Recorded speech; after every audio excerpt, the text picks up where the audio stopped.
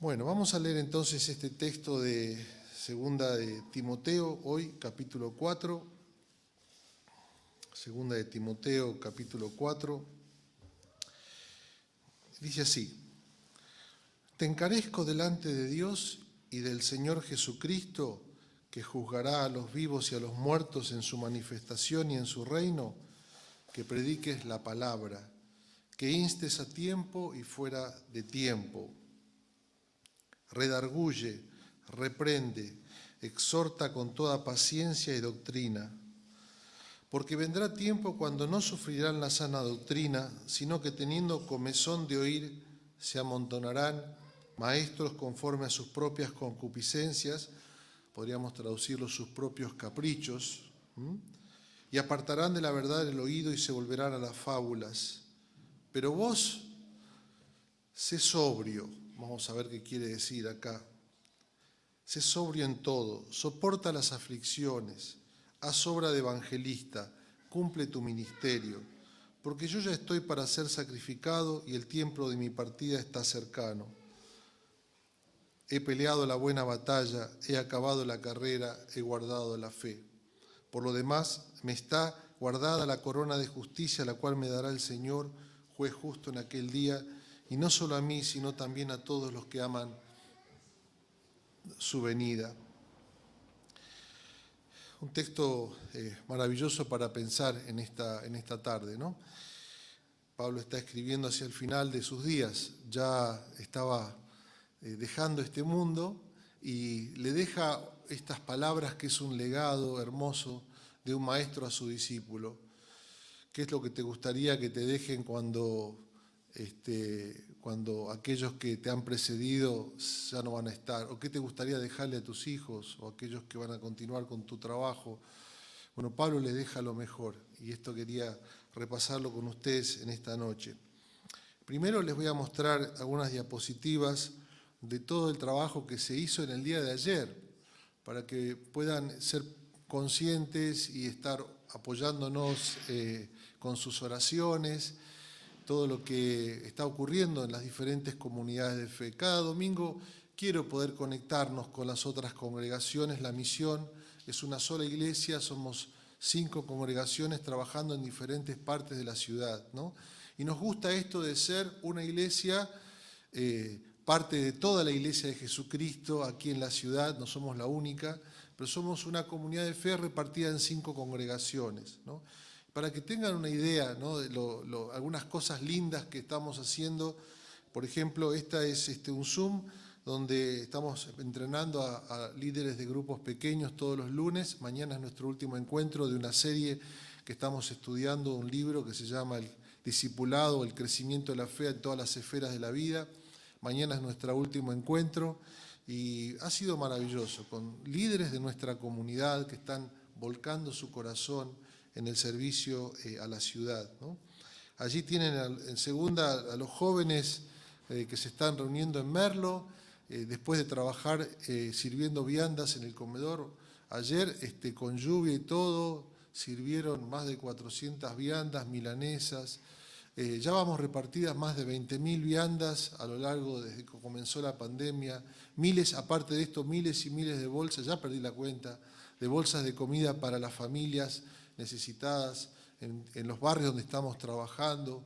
Nos gusta decir en los barrios donde estamos trabajando, no es que vamos y dejamos la bolsa y después volvemos la semana que viene. Ahí estamos presentes, sirviendo, y doy gracias a Dios por esto y por el compromiso que ustedes están haciendo desde que comenzó la pandemia. Viene con esto todo un programa de fortalecimiento laboral. Si tienen dudas, si quieren saber más, pueden hablar con Cata, que está acá con nosotros. Ella está llevando adelante todo el trabajo de Puertas del Sur.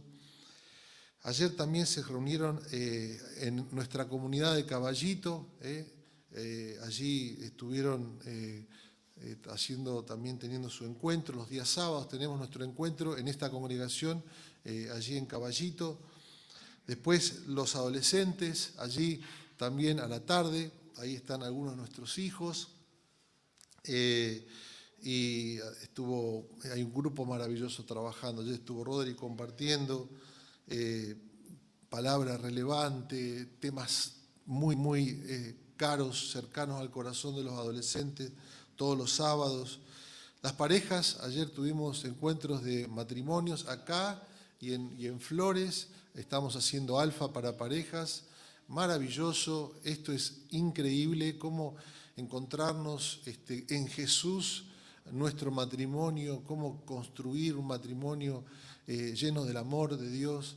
Y esto está abierto a todos, hay gente que es parte de la comunidad, hay gente que no cree, pero se acerca, escucha, y esto edifica, transforma, llena el corazón. Se comieron una bondiola, pero a la mostaza, pero espiritual, espectacular también. Bueno, a mí me llena de alegría, porque yo no participé en ninguna de esas.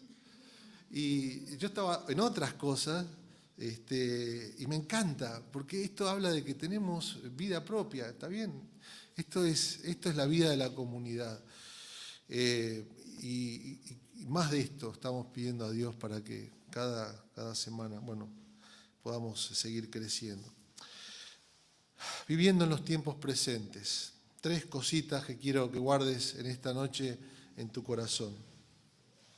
Pablo le dice y nos dice, y lo que la Biblia nos dice, en este legado que le da Pablo a Timoteo, lo resumo en 3, se podría resumir son 8 versículos en 8, en 16, pero yo lo resumo en 3, ¿está bien? Primero, estás delante de Dios, le dice Pablo a Timoteo, y nos dice a nosotros, ¿cómo vivir en los tiempos presentes? Estás delante de Dios. En segundo lugar, tenés una tarea.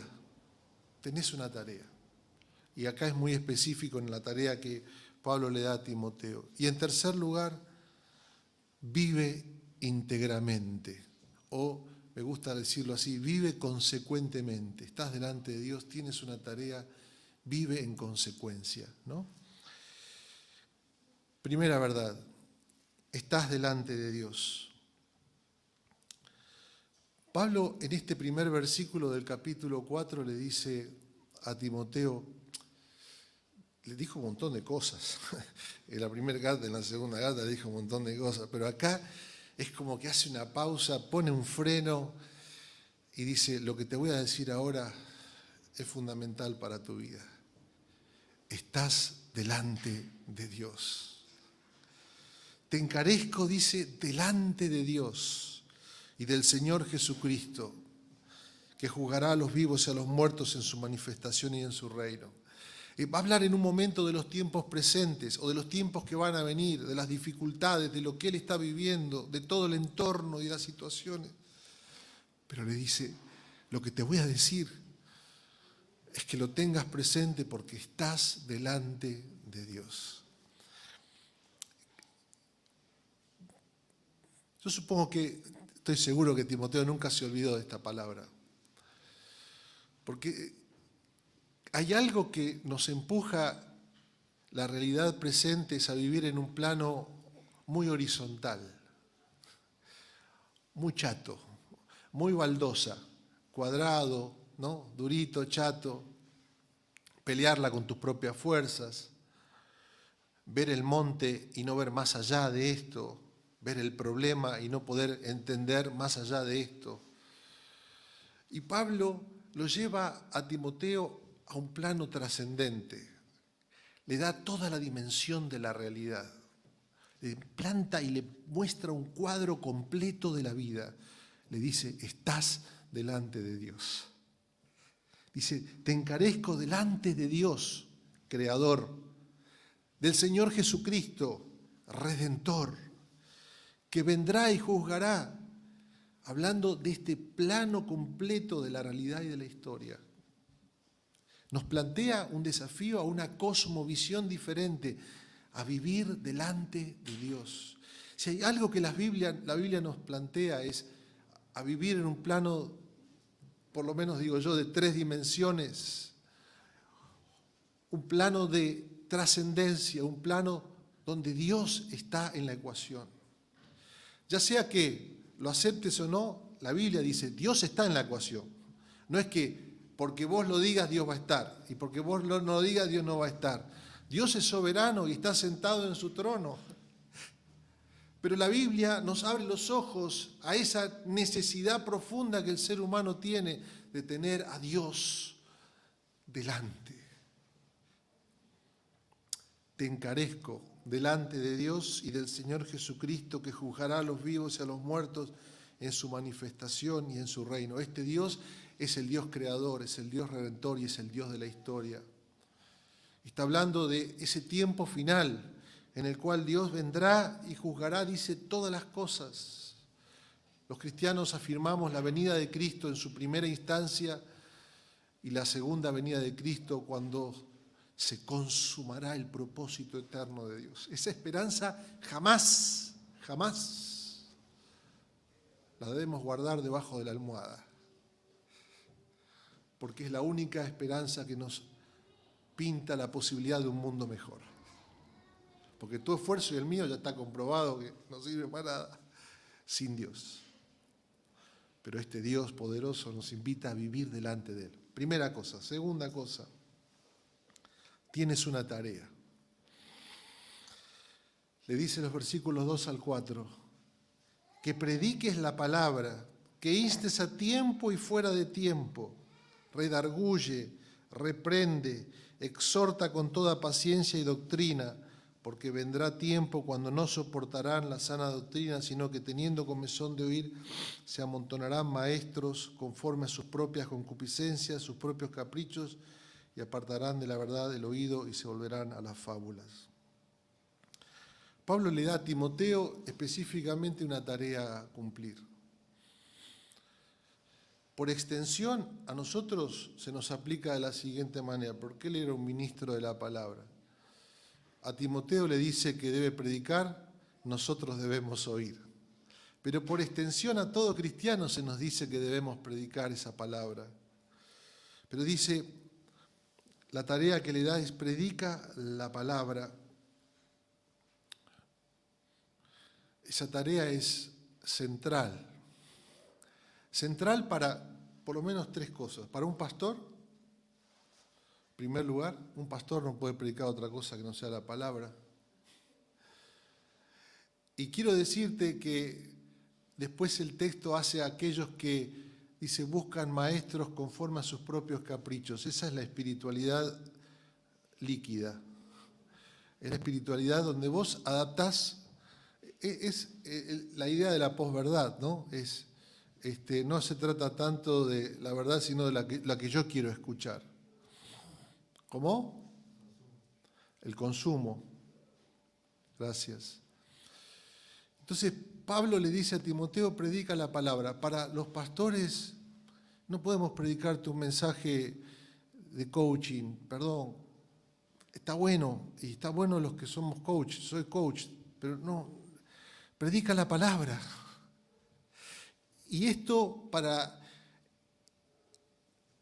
la Iglesia ha sido un legado que viene profundamente desde la Reforma.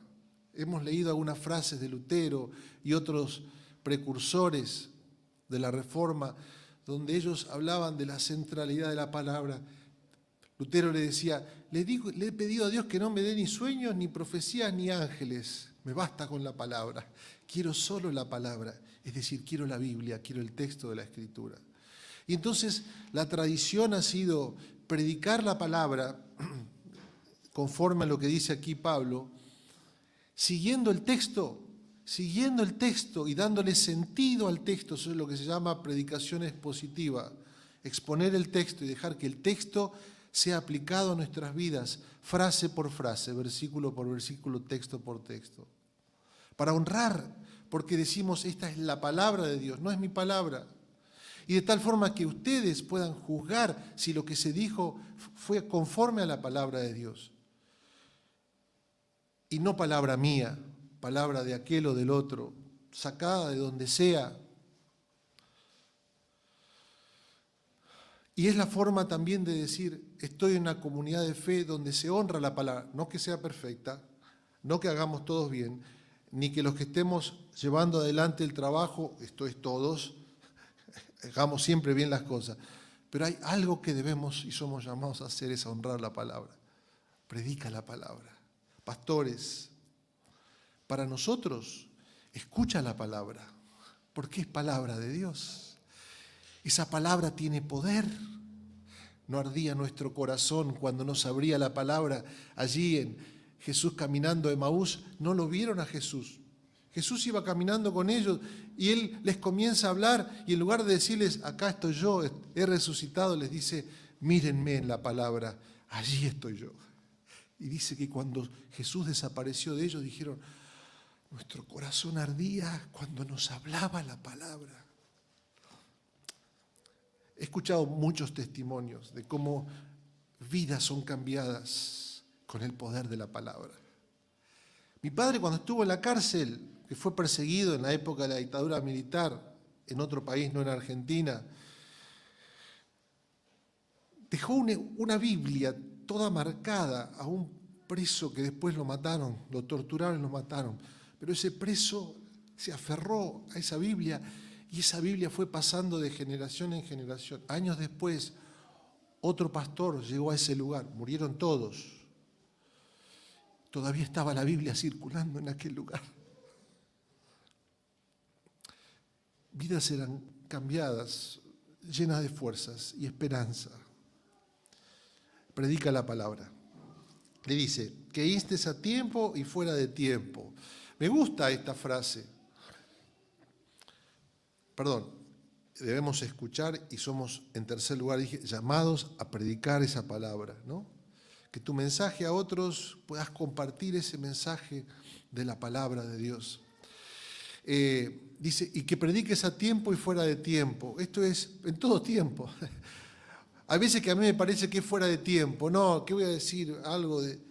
La Biblia tiene esa capacidad de poder ser predicada en todo momento, de poder adaptarse a toda circunstancia y poder tener un mensaje para toda circunstancia. No estoy hablando de religión, porque hay gente que usa la Biblia y te anda pegando con la Biblia por la cabeza, ¿no? Y vos decís, este tipo me da por la cabeza. Pablo no está refiriendo, está hablando de la capacidad que tiene la Biblia de contextualizarse a cada realidad, de cada situación. Dice, predica a tiempo y fuera de tiempo. Todo tiempo es buen tiempo, aun cuando a vos te parece que no es buen tiempo. No te dejes, no seas sabio en tu propia opinión en cuanto a pensar, bueno, la Biblia sí, ahora no. En todo tiempo, fuera, dice, a tiempo y fuera de tiempo. Redarguye, reprende, exhorta con toda paciencia y doctrina. Ojalá pudiéramos ir en cada una de estas frases, pero cada imperativo está diciendo, la Biblia tiene a veces mensajes positivos y a veces hay mensajes que nos corrigen, que nos enseñan que estamos equivocados, que debemos cambiar, que debemos arrepentirnos. Y está bueno eso, está muy bueno. Necesitamos escuchar este mensaje de un Dios que nos afirma, pero que un Dios que también nos pone contra la pared, que nos interpela, que nos desafía, que nos dice, tenés que cambiar. Yo vine para que cambies. No para que te vayas de este lugar diciendo, bueno, qué bueno, me siento mejor, ya tengo fuerzas para toda la semana. ¿En qué puedo cambiar? Puedo cambiar. Dios vino para cambiarme. Redarguye, reprende, etcétera. Me encanta, amonesta. Dice, con toda paciencia y doctrina, ¿no? Con amor paternal. Esta es la tarea que le da Pablo a Timoteo y es la tarea que nos da a nosotros, la palabra en el centro de nuestras vidas. Caminar con ella, hablar con ella, dejar que nos interpele entre nosotros, alentarnos. ¿Qué necesita nuestra sociedad? ¿Otro plan nuevo que surja y que nos diga que la Argentina tiene inflación? Me toca ser contador, así que lo primero que tuve que aprender cuando estudié en la universidad fue cómo hacer el ajuste por inflación a cada cuenta. Y había un coeficiente que venían los japoneses a aprender el coeficiente de ajuste por inflación que aplicaban los argentinos. En algo éramos muy buenos.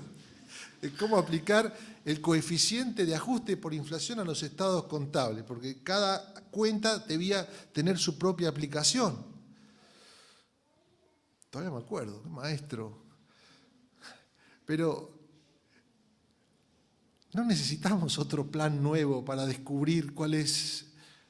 La invitación es a que la palabra nutra nuestras vidas y se meta en la realidad de nuestro diario vivir. Por eso termina diciendo, me voy al tercer punto, vive consecuentemente. mente o vive íntegramente. Pero tú sé sobrio en todo, soporta las aflicciones, haz obra de evangelista, cumple tu ministerio, porque yo ya estoy para ser sacrificado y el tiempo de mi partida está cercano. He peleado la buena batalla, he acabado la carrera, he guardado la fe. Por lo demás me está guardada la corona de justicia, la cual me dará el Señor, juez justo en aquel día, y no solo a mí, sino también a todos los que aman su venida. Después de darle esa tarea, y les dice, va a venir tiempos en los cuales la gente no va a querer escuchar, ¿no? Si donde queremos adaptar el mensaje a nuestra propia necesidad. Somos nosotros el centro y no Dios. Y esta es la realidad en la que siempre se vive, ¿no? En la cual queremos ser el centro y no Dios. Y cuando Pablo le dice, le doy esta tarea, que prediques la palabra, es centrar toda mi vida en torno a Dios y su voluntad. Entonces viene la última parte, ahora sí, capítulo 4, versículos 5 al 8, lo que hemos leído, le dice, vive consecuentemente. Y le dice dos o tres cositas ahí, centrado en esta idea. Vive delante de Dios, cumple tu tarea, vive consecuentemente. Le dice, pero tú sé sobrio en todo, soporta las aflicciones, haz obra de evangelista, cumple tu ministerio. Y yo lo pongo así, así lo resumo. Ahí lo tienen ustedes la frase. ¿Cómo aplicar esto a mi vida? Que Dios está presente, de que Él me ha dado su palabra para que yo la viva, la predique. Lo dice así, vive tu día con estabilidad y calma, sé sobrio. Hay días que son mejores que otros, hay días que parece que son exultantes de sensaciones y sentís que la vida la tenés a flor de piel, y hay días que no. Hay días que no. Pero le dice, tú sé sobrio. Vive con estabilidad y con calma. Dios está en control. Aun cuando sea difícil, dice, soporta las aflicciones.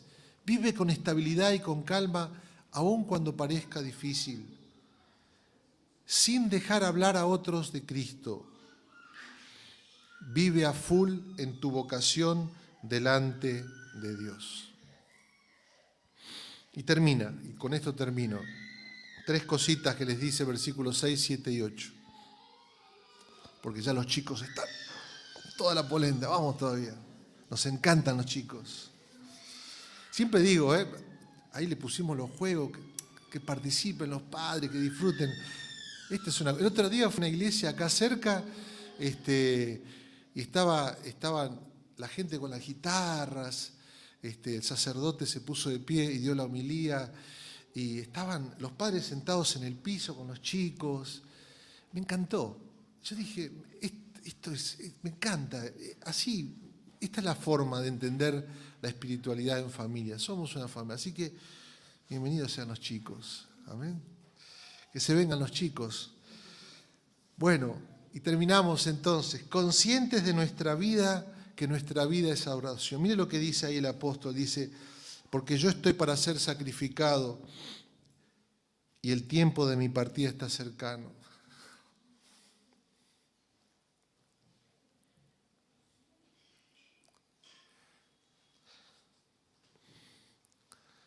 La palabra que usa ahí él es, estoy siendo derramado como una libación. Era una ofrenda que era un líquido, se derramaba delante de Dios en la antigüedad. En el libro de Números, capítulo 15, dice, yo estoy llegando al fin de mi camino, pero vivo delante de Dios. Mi vida es una ofrenda, mi vida es adoración a Dios. Tanto ha hecho Él por mi vida. Mi vida está por llegar a un fin, a una parte, pero estoy delante de Dios. Esto en cuanto a su presente. Y mira su pasado, mira para atrás, Y dice, he peleado la buena batalla, he acabado la carrera, he guardado la fe. Él está consciente de que su trabajo no ha sido en vano. Cuando uno se pone a estudiar la Biblia, la vida del apóstol Pablo, humanamente hablando, parecía que habría una vida dejó comunidades pequeñas, endebles, perseguidas, aquí y allá desparramadas por un imperio que dominaba todo el mundo antiguo. Y uno dice, ¿qué dejó este tipo? No dejó nada. Pero él ve que su vida tiene sentido a la perspectiva de ese llamado que Dios y de esa tarea que Dios le había encomendado. Mi trabajo no ha sido en vano. He peleado la buena batalla. He corrido la carrera. He guardado la fe. No importa lo mucho o lo poco que puedas dejar, humanamente hablando. Lo que hagas para la gloria de Dios, criando a tus hijos, luchando por esa fidelidad en tu matrimonio, luchando por ser fiel y honesto en tu trabajo, por vivir de cara y delante de Dios, por dejar que la palabra de Dios cambie y transforme y sea tu palabra. Has dejado tu marca, has dejado tu legado.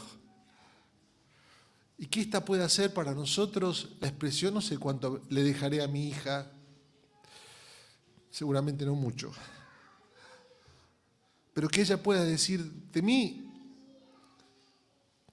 que he peleado la batalla, con errores, con metidas de gamba, pero he buscado ser íntegro delante de Dios. Y Pablo lo dice en otras partes, no por mí, sino por la gracia de Dios. Y termina, por lo demás me está guardada la corona de justicia, la cual me será dada, me dará el Señor Jesús, juez justo en aquel día, y no solo a mí, sino también a todos los que aman su venida. Pablo es consciente de la esperanza, presente, pasado y futuro, para nosotros también. Esa corona que habla de que nada de lo que hacemos está en vano, que Dios tiene para nosotros un premio y que ese premio Él ya nos los ha dado en su salvación. Ya ha sido gracia por nosotros. Y aún así Él nos da y nos dice, por el trabajo y la obra, Él nos da esa corona, que es la corona de su honra, de su amor, de su aprecio por nosotros. Y damos gracias a Dios por esto. Amén. Bueno, terminamos en esta noche este texto maravilloso. Nos extendimos unos minutos más, pero que podamos vivir de acuerdo a estos tiempos, conforme a este texto que hemos aprendido hoy. Señor, te damos gracias por tu palabra. Gracias, Señor, te damos por la posibilidad que tenemos de aprender palabras tan especiales y tan fundamentales para nosotros. Pedimos que abras nuestro corazón para seguir caminando y meditando esta palabra en nuestras vidas. Nos preparamos ahora para participar de la cena del Señor.